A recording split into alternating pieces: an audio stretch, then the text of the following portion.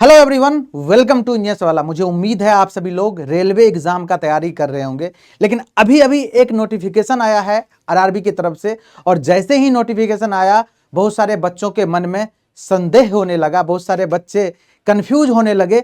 Sir, क्या ये दोनों एग्जाम डेट क्लैश कर गया है? तो क्या आने वाले जो और कई एग्जाम है, जैसे जेई का एग्जाम है, टेक्नीशियन का एग्जाम है, क्या उसमें भी कुछ चेंजेस देखने को मिलेगा या वहां पे भी क्लैशिंग ही चलेगी? क्योंकि आपको एक बात बेटा पता है, रेलवे ने इस बार बहुत सारी चीजें सुधार कर दी है। नोटिफिकेशन आपको टाइम से दे दिया, कैलेंडर रिलीज कर दिया 26 के लिए, सारी चीजें ऑन टाइम कराने की कोशिश कर रही है। लेकिन उसी में ये ऑन टाइम कराने की कोशिश में ही थोड़ा बहुत ऊपर नीचे चीजें हो जा रही है।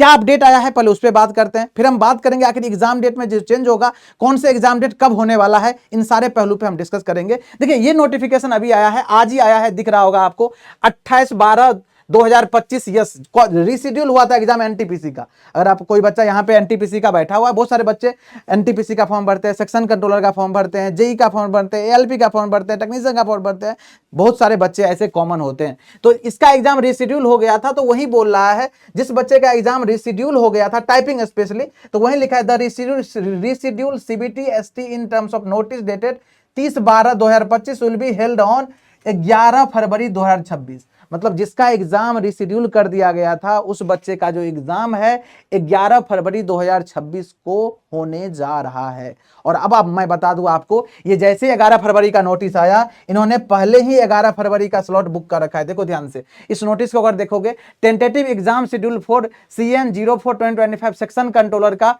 देखो सेक्शन कंट्रोलर का एग्जाम डेट कब है? 11 फरवरी से लेकर के 12 फरवरी, 11 फरवरी और से लेकर के 12 फरवरी तक, मींस 11 और 12 को ऑलरेडी सेक्शन कंट्रोलर का एग्जाम है। तो जो ये रिशेड्यूलिंग किया है एग्जाम, और आपको पता है, मैं जानता हूं, और इस वीडियो के नीचे आप लोग भी कमेंट करके बताइएगा कितने सारे ऐसे बच्चे हैं जो आरआरबी सेक्शन कंट्रोलर का भी फॉर्म भरे हैं, एनटीपीसी का भी फॉर्म भरे हैं, जेई का भी फॉर्म भरे हैं, एएलपी का भी फॉर्म भरे, क्योंकि बहुत सारे बच्चे कॉमन फॉर्म भरते हैं और इसमें बहुत ज्यादा नंबर है, इस तादाद मतलब स्टूडेंट की संख्या इसमें बहुत सारी है।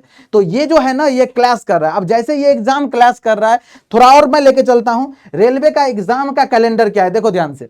अगर रेलवे के एग्जाम के कैलेंडर को देखोगे, देखो एएलपी के एग्जाम आपको पता है 16, 17, 18 फरवरी को है एग्जाम ऑलरेडी। इसके बाद जेई का एग्जाम की बात करूं, यस मोस्टली बच्चे यहां पे अपने पास जेई का है, यस मोस्टली बच्चे बात कर रहा हूं 19, 20 फरवरी और ये 3 मार्च का, देखो ध्यान से, ये एग्जाम डेट है। टेक्नीशियन का बात करूं तो देखो 5 से लेकर 9 मार्च तक एग्जाम होने वाला है। सेक्शन कंट्रोलर, जिसके बारे में अभी मैं बात किया हूं, देखो 11 से 12 फरवरी के बीच में एग्जाम है। अब ये जो रिशेड्यूल हुआ, ये एनटीपीसी का पेपर है, एनटीपीसी का एग्जाम जिन्होंने पहले होने वाला था, रिशेड्यूल हो गया, अभी जो करा रहे हैं ये, अब ये जो पेपर है ये सेक्शन कंट्रोलर से क्लास कर रहा है, देखो ध्यान से। अब जब ये इस सेक्शन कंट्रोलर से क्लास कर रहा है, अब आप लोग मुझे कमेंट करके बताइएगा आप लोग क्या सोच रहे हैं। अगर देखो एनटीपीसी का और सेक्शन कंट्रोलर का, इस दोनों में से एक एग्जाम को तो रिशेड्यूल करना पड़ेगा, और अगर नहीं किया रेलवे तो बहुत सारे बच्चे एक ही एग्जाम दे पाएंगे, दूसरा एग्जाम नहीं दे पाएंगे, जो कि एक अच्छी बात नहीं है। और अगर इस एग्जाम को आगे पीछे किया तो देखो 11-12 फरवरी में अगर थोड़ा सा भी आगे पीछे हुआ तो यहां पे फिर देखो यहां से स्टार्ट हो रहा है 16, 17, 18 फरवरी का एएलपी का एग्जाम है,